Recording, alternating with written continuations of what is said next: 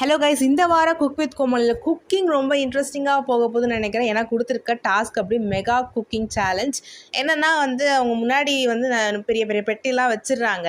So அதில் என்ன இருக்கோ அதை முழுசாக சமைக்கணும். அதுதான் சேலஞ்ச், ஓகேங்களா?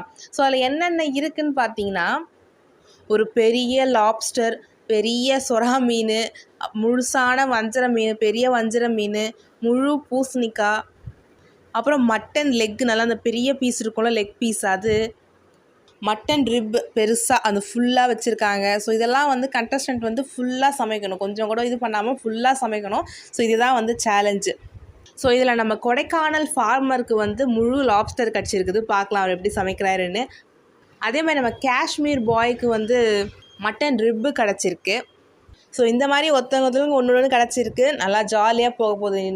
கம்மிங் எபிசோட் ஃபுட் குக்கிங்லேயும் சரி, ஃபன்லேயும் சரி சூப்பராக போக போகுதுன்னு நினைக்கிறேன். லெட்ஸ் சீ, பார்ப்போம். ஓகே கைஸ், உங்கள் கருத்துக்களை கமெண்ட் செக்ஷனில் ஷேர் பண்ணுங்கள்.